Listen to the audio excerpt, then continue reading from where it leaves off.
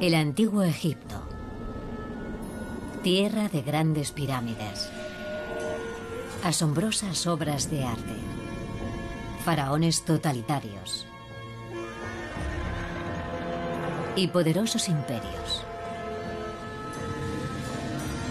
Egipto, más que ninguna otra civilización antigua, ha cautivado nuestra imaginación con su espectacular iconografía y su fascinante cultura. Pero aunque los antiguos egipcios proclamaron al mundo su poder, enterraron un sorprendente secreto sobre su reinado. Borraron de los anales de la historia lo sucedido con un reino vasallo del sur que se rebeló, derrocó a sus amos y gobernó Egipto con sus propios faraones.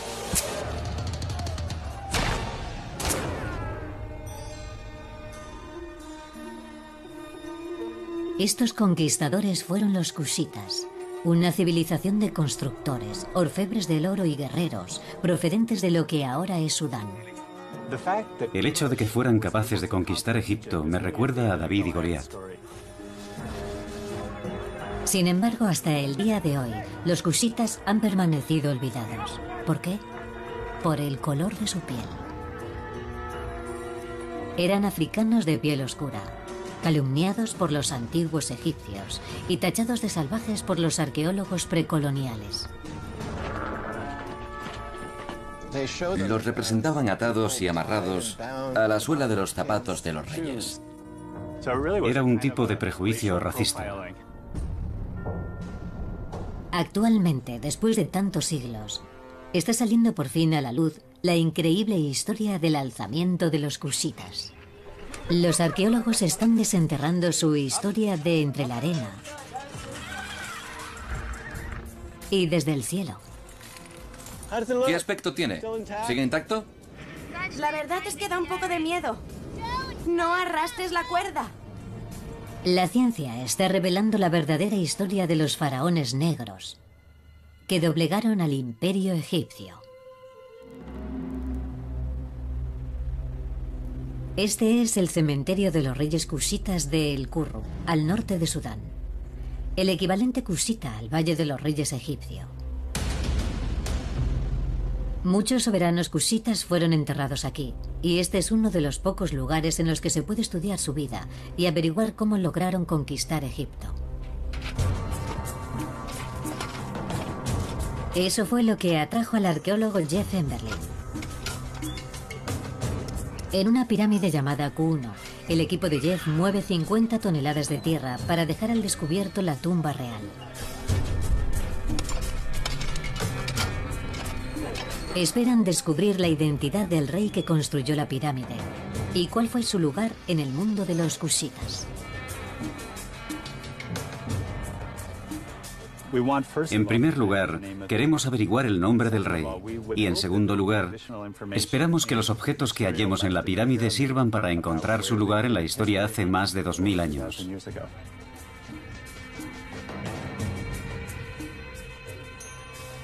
Los cushitas dejaron pocos registros escritos y la mayoría de sus tumbas y templos fueron destruidos. Q1 no es una excepción. Antes de que la atacaran las inclemencias del tiempo y los ladrones de piedras, la pirámide medía casi 4 veces su altura actual.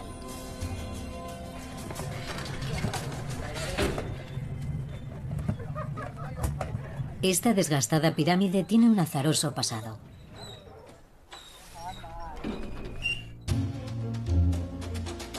Hace alrededor de 100 años, el arqueólogo estadounidense George Reisner excavó muchos monumentos cushitas y descubrió las tumbas de sus reyes más importantes. George Reisner fue un arqueólogo, pionero en todo lo que se refiere al reino de Kush. Trabajó durante los años 30 en condiciones muy difíciles. Logró establecer una cronología básica no solo de amplios periodos arqueológicos, sino de todos los reyes de Kush, a los que colocó en orden cronológico, que es en el que nos basamos hoy. En el Curru, Reisner llegó a lo más profundo de todas las pirámides, excepto de Q1. Allí, el miedo pudo con él. El techo de la pirámide se vino abajo, encerrando sus secretos en su interior.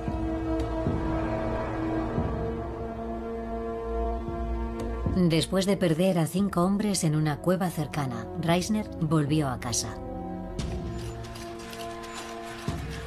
A veces Jeff Enberlin ha querido hacer lo mismo. En las notas de Reisner de sus excavaciones en el Kurru, al final de la temporada, vemos que se tomó 2 semanas libres. Y hay una nota que dice que el médico le recomendó que dejara de preocuparse tanto. Lo entiendo, porque al excavar en una de las pirámides el riesgo es evidente. No hay excavaciones sin riesgo. Pero sin riesgo no hay recompensa. Y como Reisner comprobó en otros enterramientos reales, el premio puede ser espectacular.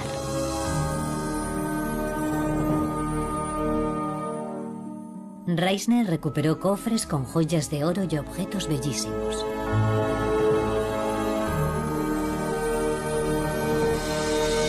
Elaboradas obras de arte enterradas con los reyes cushitas, que los colmarían de riquezas en el más allá. Como arqueólogos, a menudo nuestros sueños sobre lo que podemos encontrar en un sitio suelen ser bastante vívidos. Como es obvio, en otro tiempo, las tumbas de aquellos reyes contaron con increíbles riquezas, objetos de oro y plata, para expresar sus sentimientos religiosos, su estatus y prestigio. Así que soñamos con encontrarlos.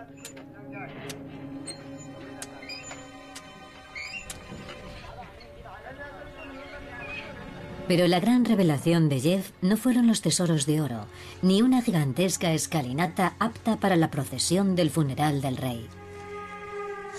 Es algo más pequeño lo que llama su atención. Como ven, la escalinata era monumental. La excavaron en la roca maciza hasta una profundidad de casi 8 metros. Ahí abajo podemos ver la puerta original. Y encima de ella, un agujero irregular casi de la misma altura. Ese agujero lo hicieron los saqueadores. Jeff opina que se trataba de trabajadores de la pirámide. Pocas personas podían saber que excavando en la roca encontrarían una cámara tan elevada. Está a más de 4,5 metros del nivel del suelo original. Sorprendentemente, en esta pirámide, la cámara interna es enorme y está en alto. Así que solo quienes la construyeron sabían que excavando encima de la entrada se accedía al interior. La pregunta es, ¿hasta dónde llegaron los saqueadores y qué dejaron atrás? Jeff pronto sabrá la respuesta. Ya ha excavado la zona en la que se desplomó el techo que le impidió el paso a Reisner.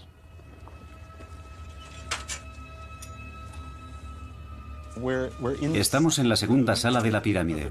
Bueno, en realidad no estamos en ella porque el techo se vino abajo, de manera que nos encontramos en el agujero que cubre lo que quiera que haya debajo. Según mi teoría, lo que realmente pasó fue que los saqueadores estaban excavando y se les cayó el techo encima. Jeff toma precauciones para asegurarse de que su equipo y él no se conviertan en las próximas víctimas del enterramiento. En un taller improvisado, su colega el arquitecto Ignacio Forcadell construye estructuras de hierro como prevención. En la segunda cámara, la más profunda, hay algunos problemas con el techo. Caen rocas desde ahí arriba y ha habido derrumbamientos anteriormente. Hubo uno pequeño hace unas 2 semanas.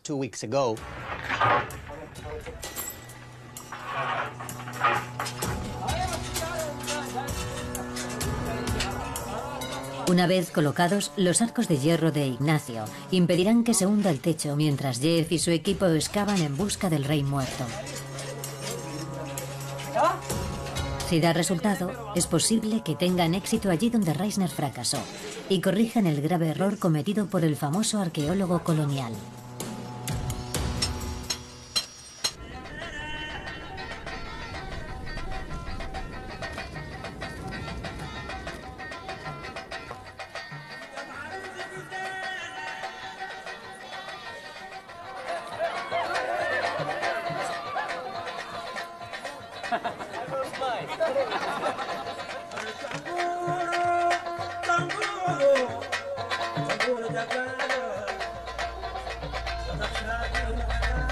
Durante el tiempo que estuvo en Sudán, George Reisner estudió la rica cultura de sus anfitriones africanos.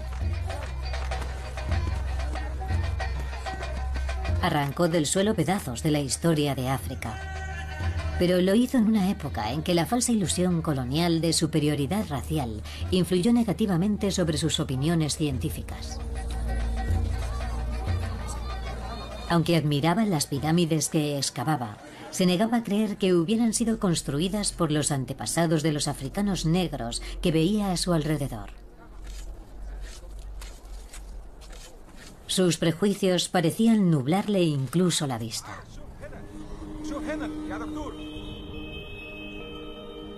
En el año 1916, cuando descubrió las hermosas estatuas de granito negro de los grandes reyes cushitas, afirmó que no eran imágenes realistas.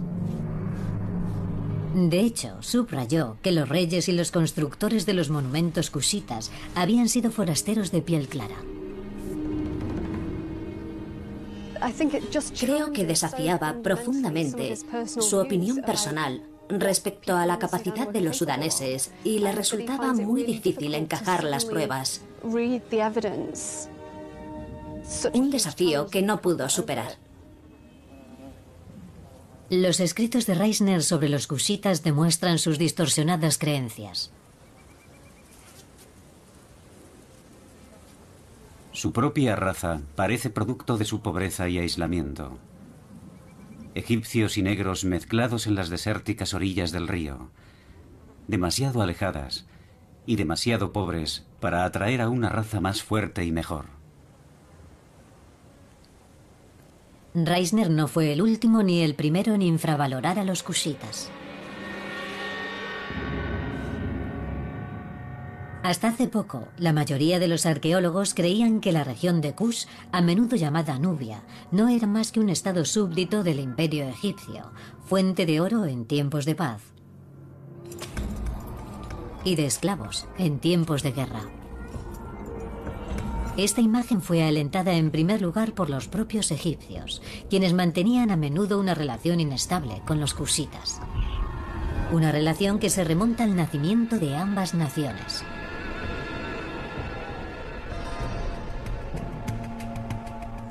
La ciudad sudanesa de Kerma está a 270 kilómetros del Kurru, Nilo abajo. En el centro se alza Defufa, que significa monolito de ladrillo. Un templo para adorar al sol, construido en torno al año 2500 a.C., más o menos la misma época en que los egipcios estaban levantando sus primeras pirámides y los britanos Stonehenge. Según el arqueólogo Salah Eldin Mohamed Ahmed, es una de las edificaciones africanas más antiguas que se conservan. Defufa se yergue en el centro de la antigua ciudad de Kerma, que es una de las más antiguas de todo el planeta y sin duda la más antigua de África.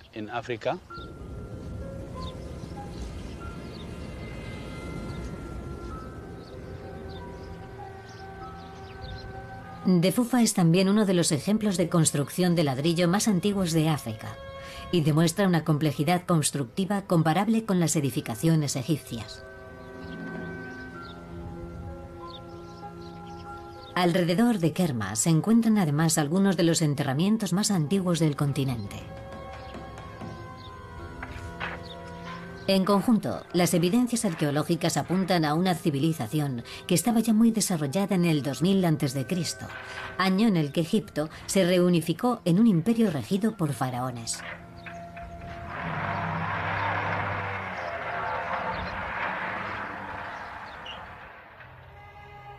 En un principio, ambas sociedades florecientes estaban a un mismo nivel y forjaron entre ellas una relación de beneficio mutuo. Era una relación a menudo basada en el comercio. Prueba de ello son las representaciones en las tumbas egipcias de sudaneses ofreciendo un tributo, como era característico en Egipto. Los obsequios eran pieles de leopardo, monos, piedras preciosas.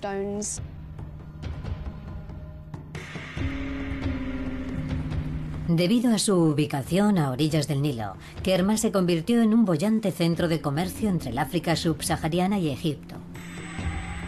Desde allí se enviaba ébano, marfil y animales exóticos al norte. Pero fue el oro la causa del ascenso al poder del reino de Kush. Lo extraían del valle del río Nilo y se lo vendían a Egipto. Los egipcios tenían un apetito insaciable por las joyas. Por no hablar de los ataúdes forrados de pan de oro y las máscaras funerarias que hizo famosas el rey Tut. Kush era conocido por los egipcios como la tierra del oro. La mayor parte del oro del imperio egipcio procedía de Nubia, y en particular de esta zona y del desierto oriental al este de Kerma.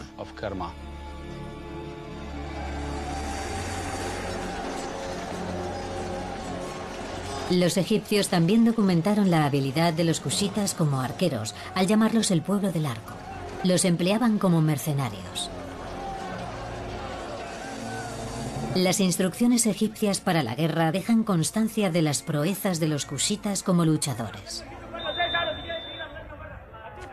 Una tradición que aún se conserva en el Sudán moderno.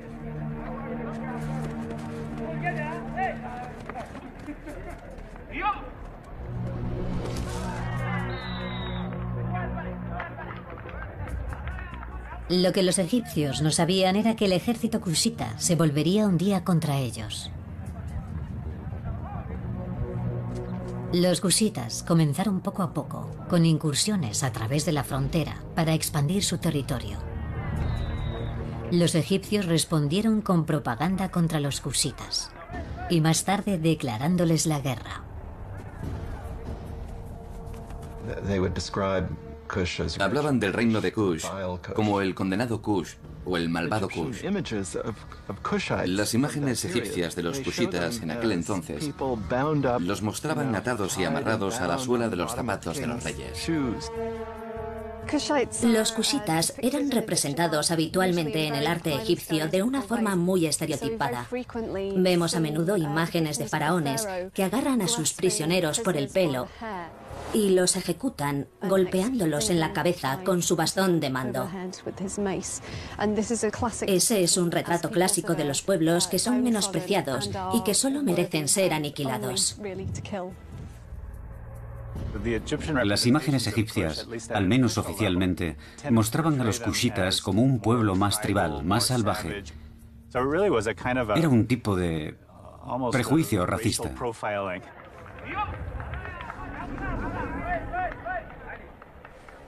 Un racismo que probablemente permitía a los egipcios justificar la invasión de su territorio. En torno al año 1500 a.C., el faraón egipcio Tutmosis I invadió Kush para erradicar la creciente amenaza y tener acceso directo al oro que tanto ansiaba. Su ejército se precipitó hacia el sur hasta alcanzar una colina sagrada llamada Jebel Barkal o Montaña Pura.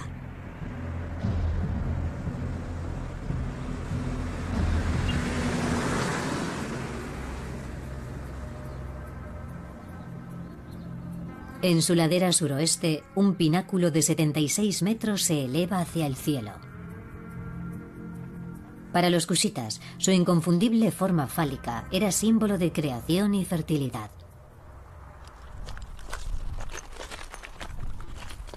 Pero según el arqueólogo Tim Kendall, los egipcios dieron un significado más importante a la montaña.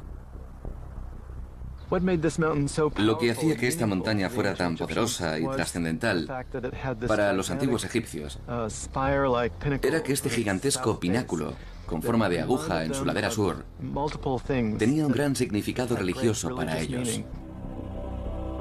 Por un lado parecía una cobra, y por el otro parecía un rey de pie, Osiris, el primer rey egipcio.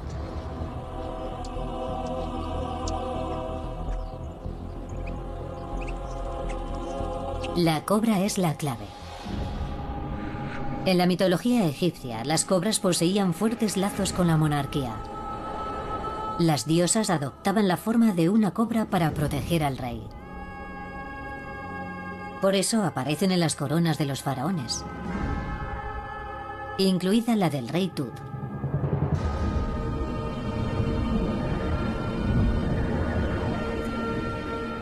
Kendall piensa que seguramente un sumo sacerdote que acompañaba a las fuerzas de invasión fue el primero en darse cuenta de la conexión.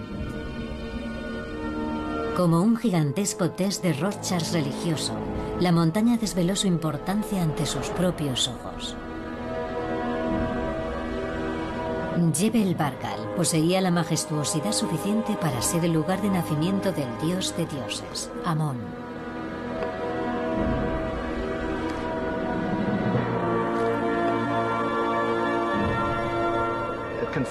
Aquello confirmó la impresión del rey de ser el legítimo soberano de aquel lugar. Era el hogar de un dios primitivo que había fundado la monarquía kushita y él era el heredero del trono. Tenía todo el derecho a reinar en Kush. Una vez reconocida, Jebel Barkal se introdujo rápidamente en el arte sacro egipcio. Aquí, el faraón Ramsés II hace una ofrenda al dios Amón. Amón ocupa un trono dentro de una montaña que solo puede ser Jebel Barkal.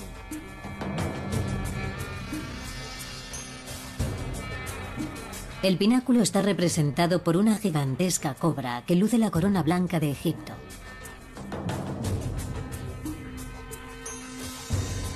Esta obra fue hallada en Abu Simbel, el templo de Ramsés II construido cerca de la frontera con el reino kushita.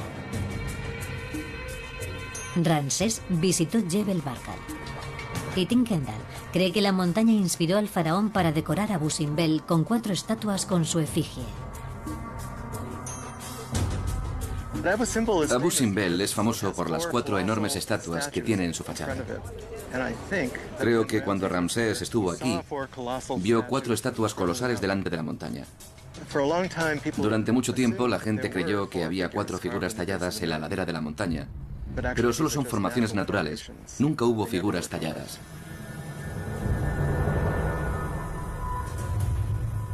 Ramsés y otros faraones también honraron Jebel Barkal edificando templos a su sombra.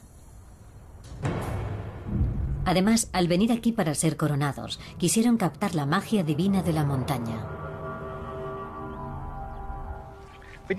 No sabemos qué pasó exactamente en este templo, pero creemos que el rey vino aquí durante su coronación. Entró en esta cámara interior con el dios Amón, con su efigie, claro. Aquí estarían ambos, padre e hijo, unidos al dios Osiris. Osiris fue el mítico primer rey de Egipto. Avanzó hacia el templo, subió la escalinata, se sentó en el trono y se convirtió en rey. Luego se levantó, salió al balcón y fue vitoreado por la multitud como nuevo rey viviente.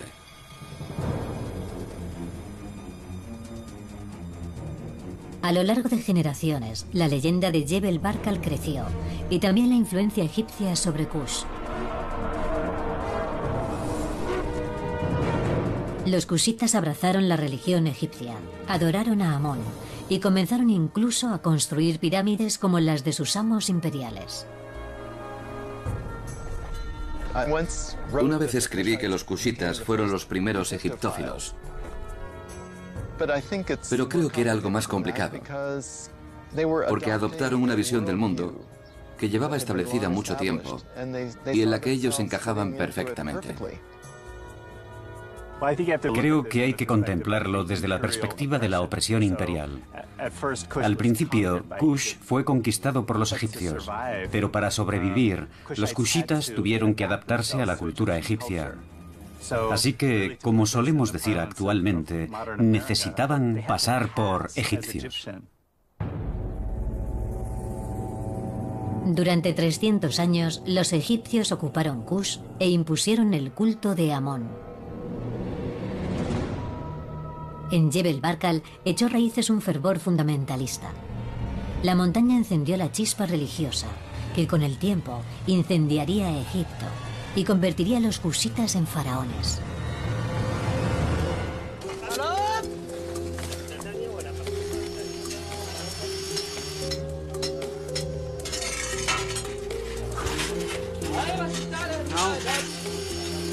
En Q1, la pirámide del Curro, Berlin y su equipo han avanzado tras las rocas que impidieron la entrada de George Reisner hace 100 años.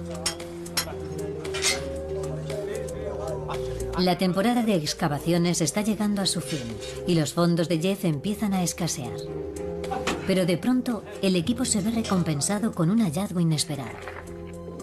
Hemos retirado las rocas que encontró Reisner.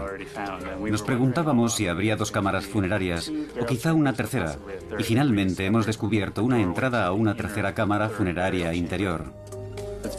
Es muy emocionante.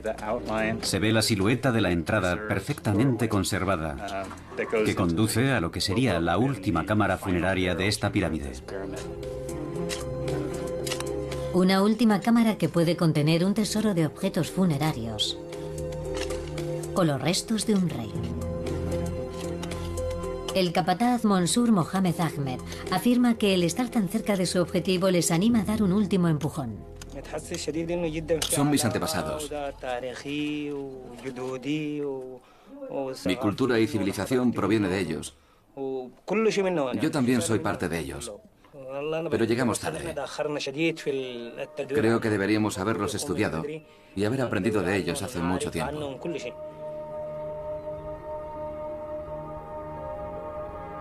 Pero el equipo ha descubierto ya una importante pista sobre el rey que construyó la pirámide Q1.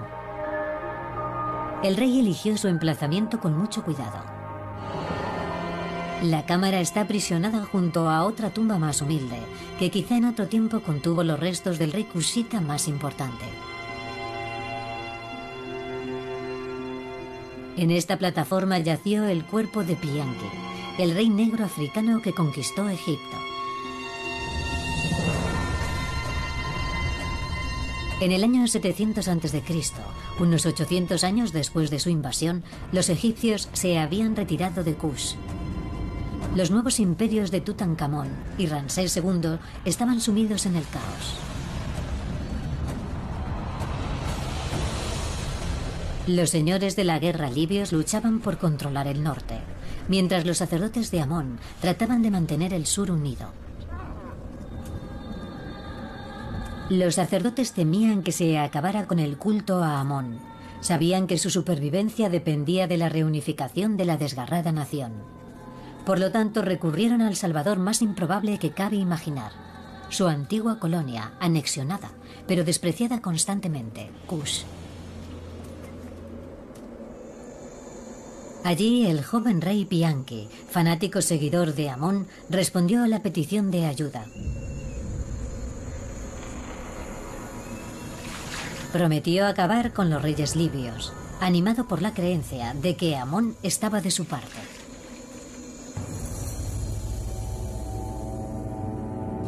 Pianki proclamó: los dioses hacen reyes, los pueblos hacen reyes, pero Amón me ha hecho rey a mí.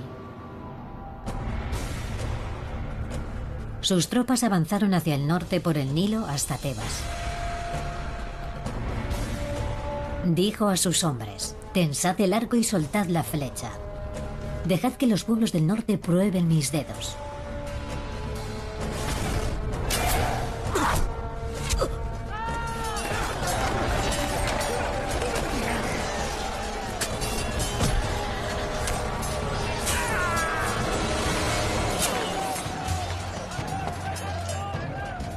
Poco tiempo después, los enemigos de Pianki suplicaban la paz. Misericordia, gritaba un rey libio. No puedo mirarte a la cara por vergüenza. No puedo presentarme ante tu fuego. Tiemblo frente a tu fuerza.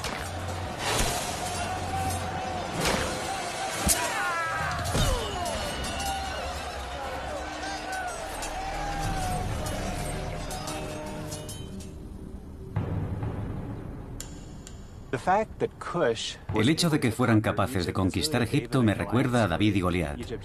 Egipto tenía grandes ciudades, grandes templos y muchos habitantes, y Kush estaba formado por asentamientos dispersos. Intentamos averiguar cómo lograron reunir tal poder militar. Aunque su victoria parecía dudosa, Pianki y sus sucesores se convirtieron en la 25ª dinastía egipcia. Dominaron un territorio que iba desde el actual Jartún hasta el Mediterráneo. y eso trajo consigo la rivalidad de naciones tan poderosas como Asiria y Grecia. Pianki achacó su éxito a Amón. En un relieve que representa su coronación, el propio Amón corona al nuevo faraón. La diosa Mut, llamada madre de todos los dioses, observa cómo Pianki se inclina ante Amón. Le ofrece un sencillo obsequio al dios de dioses. Amón, el dios con cabeza de carnero, le dice: mientras aún estabas en el vientre de tu madre, vaticiné que algún día reinarías en Egipto. Después, Amón ofrece a Pianki la corona roja del Bajo Egipto y la corona blanca del Alto Egipto, reunificando así a la maltrecha nación.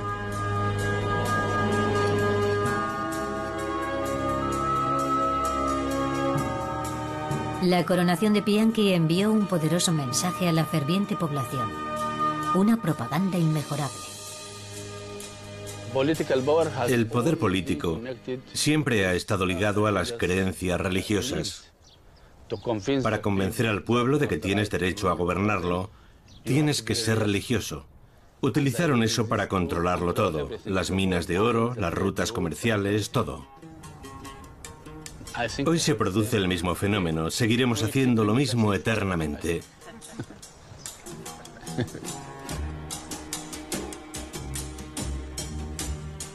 Pianki reinó en Kush durante una docena de años antes de ceder el trono a su hermano menor, Sábaco. Sábaco avanzó al norte para conquistar la capital egipcia de Menfis y promover la inestabilidad en el delta del Nilo. Inició un renacimiento en la arquitectura a una escala nunca vista desde el apogeo del nuevo reino egipcio. Sábaco y su hermano, antes que él, se ganaron la reputación de ser líderes fuertes y clementes. Eran famosos por su compasión y magnanimidad. Por ejemplo, no mataban a sus prisioneros. Les perdonaban la vida y los ponían a cavar canales. Esas eran unas cualidades nada comunes entre los antiguos reyes. Los reinados de Pianki y Sábaco allanaron el camino al faraón Taharko, que combatió contra los enemigos de Egipto más allá de las fronteras del imperio. En torno al año 700 a.C., salvó incluso Jerusalén y el templo del rey Salomón del ataque de los asirios. Por este hecho, que figura en el Antiguo Testamento, los historiadores hebreos ensalzaron a Taharko como salvador de su pueblo. Pero los asirios se vengaron. Acosaron el reino de Taharko con múltiples invasiones y finalmente lograron que sus fronteras retrocedieran hasta Tebas.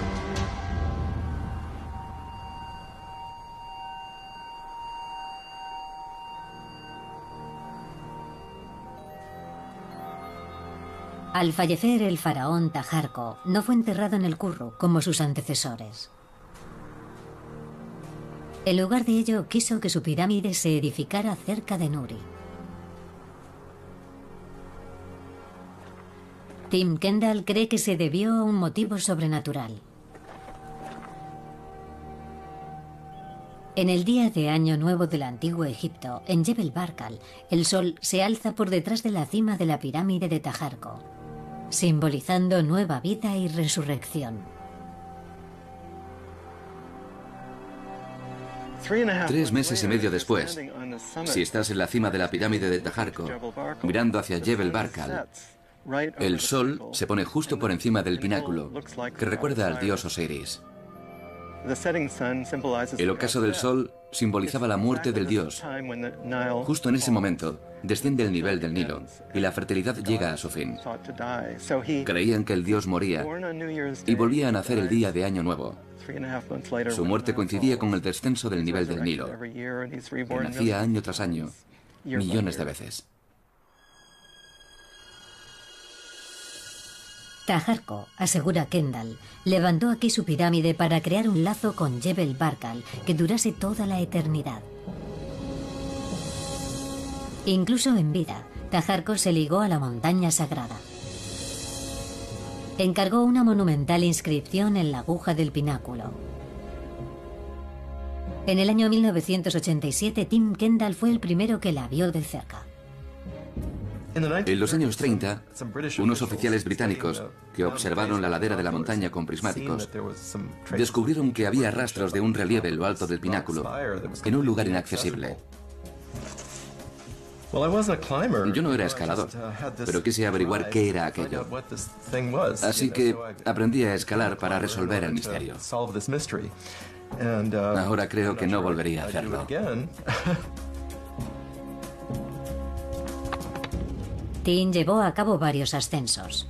Sin embargo, escalar una aguja de 76 metros que se desmorona y fotografiarla al mismo tiempo no fue nada fácil. Para su informe definitivo sobre la cima necesitan mejores fotografías. Cuando hicimos aquella escalada en 1987, los resultados desde la perspectiva actual fueron primitivos. Debemos bajarlo hasta esta zona. Lo traeremos por aquí. Contacté con 2 escaladoras profesionales para ver si podrían terminar mi trabajo. Trajimos el material y así llegamos a la cima en el año 87. Hazel Finlay y Madeleine Cope han escalado en varios continentes, pero esta es la primera vez que lo hacen en Sudán. El terreno es muy inestable. Hay que agarrarse bien. ¿Podremos subir el equipo? Sí. Bien. Cuando ascendimos en el 87 y el 89, solo hicimos diapositivas. Fue antes de la era digital. Hoy en día disponemos de mejores recursos. Es fantástico poder repetirlo y hacer buenas fotografías. ¿Había grietas grandes cuando subiste tú? Creo que encontraréis suficientes para ir ascendiendo, pero hay una zona en la que no hay muchas. ¿Sí? No arrastres la cuerda a la derecha. Hay una roca grande en lo alto de la cornisa. De acuerdo, tiraré de la otra.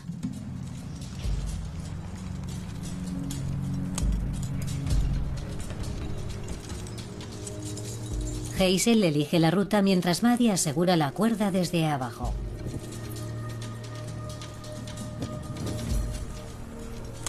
Estoy yendo despacio porque no hay muchos salientes. La verdad es que da un poco de miedo. 60 metros de roca frágil separan a Hazel de su objetivo, la inscripción que dejó uno de los reyes más poderosos de Kush.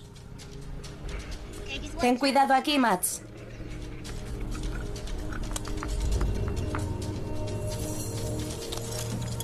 Unos dispositivos de levas con resorte en las grietas fijan la cuerda a la pared, pero no hay grietas suficientes. Parece que está bien, pero no hay mucha protección, ¿sabes? Hazel ya está viendo los restos de una inmensa construcción antigua, enormes agujeros tallados en la roca de arenisca. En otro tiempo, en los agujeros se aseguraron las vigas de madera de un gigantesco andamio. Los trabajadores construían la estructura desde abajo y usaban una grúa para colocar cada viga en su sitio. Al igual que Hazel, su meta era la cima. Ahora viene la parte más difícil. Es todo recto desde ahí. Y no hay muchos sitios a los que agarrarse. Espero que sepan lo que hacen. Hazel ha alcanzado la zona que más temen los escaladores. 9 metros de suave piedra caliza, en la que solo pueden agarrarse a los agujeros dejados por los trabajadores cushitas. Dios mío.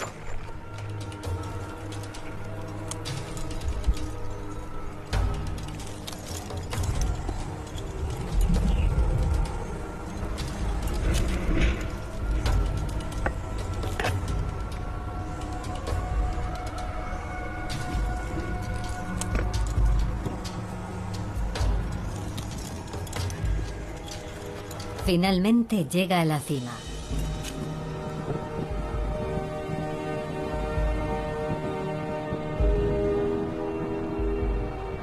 De acuerdo, Maddie. Estoy bien. Sube cuando estés lista.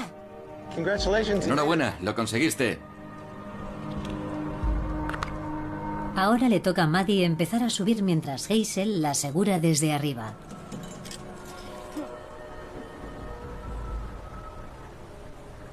Estoy recorriendo todos los agujeros con cuidado.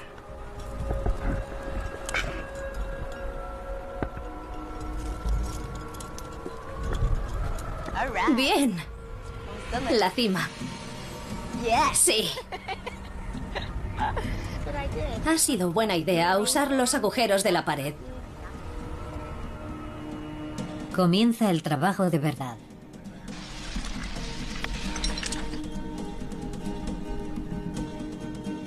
Mientras baja por la pared de roca, Hazel busca el relieve que pocas personas han visto de cerca desde que fue tallado por los husitas hace más de 2600 años.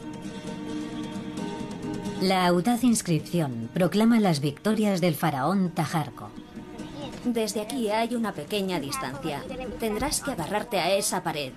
A la izquierda. Un poco más abajo. Genial. Ahora hacia adelante. ¿Ves la inscripción ahí arriba? ¡Oh, sí! ¿Qué aspecto tiene? Se desmorona. Parece que la parte izquierda de la inscripción se ha caído.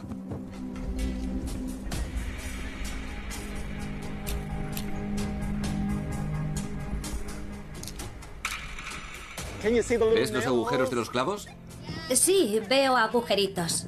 Sí, los veo.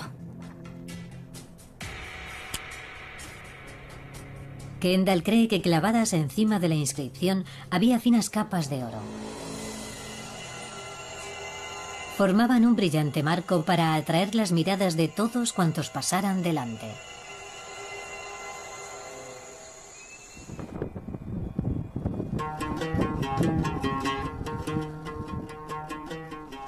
¡Bravo! ¿Puedo darte un abrazo? Sí, ha estado muy bien. Fantástico. Muy buen trabajo.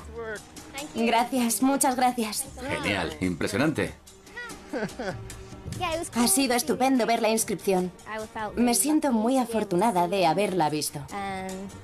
Ha sido un honor, supongo, tener la oportunidad de ver una pequeña parte de algo que pasó hace tanto tiempo. Va a ser fantástico ver lo que habéis grabado y todo lo que pasamos por alto la primera vez. Ni siquiera tenía una foto de esto. Es estupendo. Una toma maravillosa. Esto es nuevo. Nunca lo había visto. No estábamos seguras de si era natural o no. Era muy profunda, honda. Debieron subir muchas piedras. Sí. Será estupendo incluir todo esto en el informe final 28 años después. 28 años después. Por fin se pueden encajar todas las piezas. Tim lee en el relieve la declaración de Taharko de su propia divinidad y un desafiante comentario de cómo expulsó a los asirios de Egipto, a los que llamaba beduinos.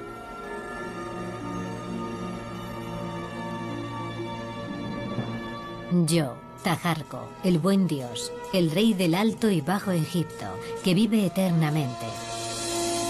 He aniquilado a los beduinos de Asia y he acabado con los habitantes del desierto de Libia.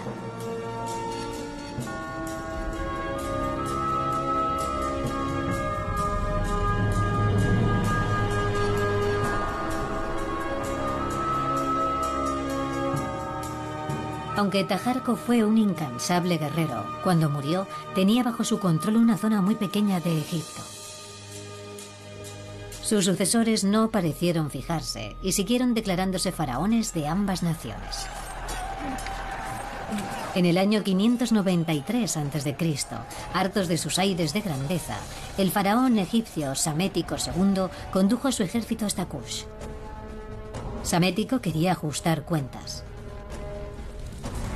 Años antes, un faraón kushita había ejecutado a su bisabuelo.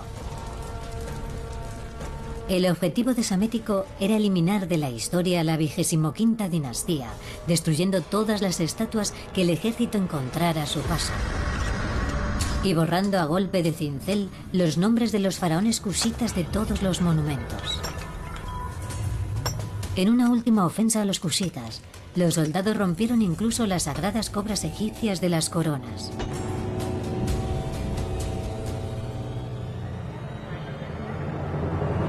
Hay que volver a escribir la historia. Por ejemplo, en la fachada del Museo del Cairo, en la que están inscritas todas las grandes dinastías egipcias en unos paneles de mármol. La única dinastía que no figura es la 25ª.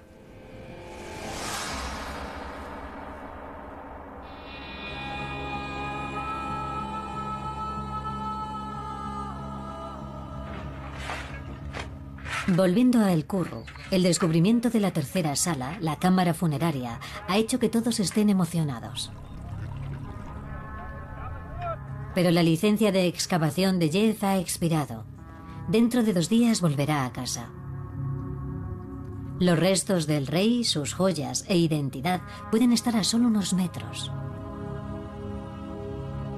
Pero el equipo tendrá que esperar hasta el año que viene para excavarlas. Es un momento de mucha emoción, pero también muy decepcionante. Por desgracia, con el tiempo y con los recursos que contamos, sencillamente no podemos excavar de forma segura y responsable este año. Es frustrante porque hemos movido cientos de toneladas de tierra. De todas formas, volveremos el año que viene y esperamos encontrar cosas maravillosas.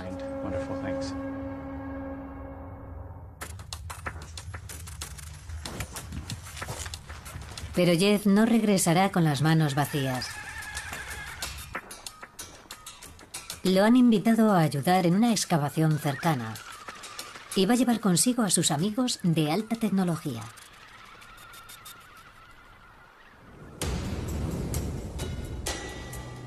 Esta es la aldea de Suma, donde se encuentra el túmulo funerario de un noble, construido alrededor de 1000 años después de la muerte de Tajarco.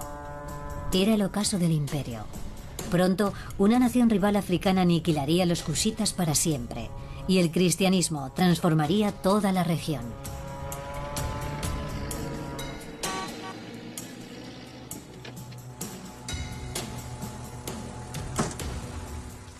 Jeff. Sí, Mahmoud. Hola.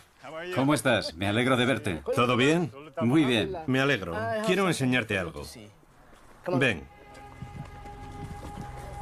En Suma, un colega de Jeff, Mahmoud El Tayed, ha hallado una mina de oro arqueológica. Jeff, nos acercamos a la cámara funeraria. Vas a ver. El diseño de esta tumba de arenisca blanca es diferente del de la pirámide Q1. Aquí, un túnel conduce hasta una abertura, debajo de la cual están las cámaras funerarias. Jet pone a trabajar a su robot.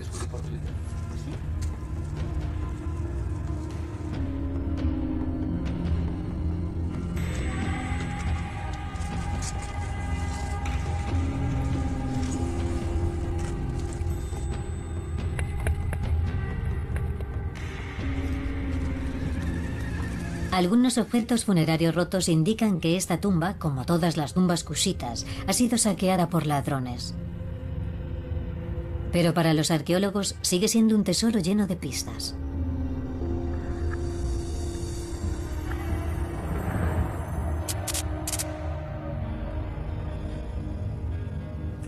Asombroso. ¿No es increíble? De acuerdo, hay un jarrón de cuello largo ahí atrás. ¿Es una variante del jarrón de cerveza? Movámonos ahora hacia la derecha. La base de un jarrón con una taza. ¿Qué hay dentro de la taza? Es una piedra. Ha caído justo dentro de la taza. Otra curiosidad. Un muro de ladrillo que parece haber sido construido ayer.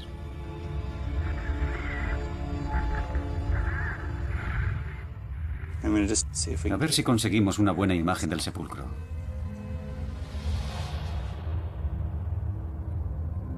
Finalmente, Jeff logra ver los restos de un rey, o al menos de un noble, que descansan en su tumba.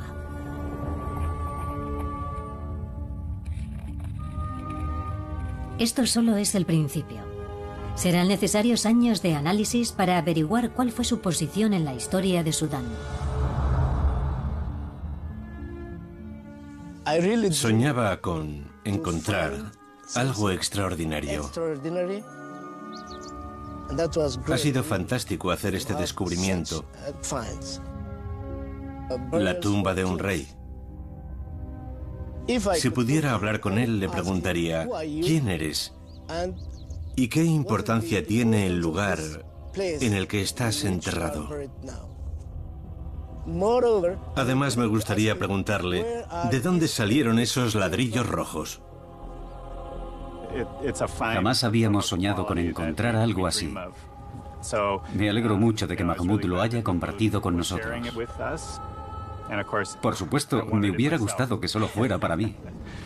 Pero es una fantástica muestra de lo que esperamos encontrar en el Qurru.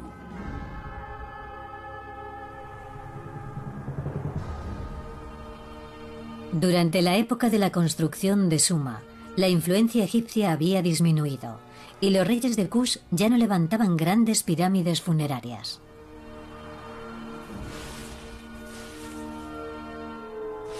Su momento álgido como faraones había durado solo un siglo.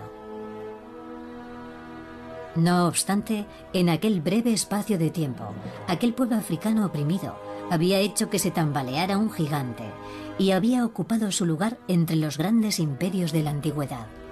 Ahora, gracias a los avances científicos en Sudán, el reino de los faraones negros está saliendo de entre las sombras para siempre.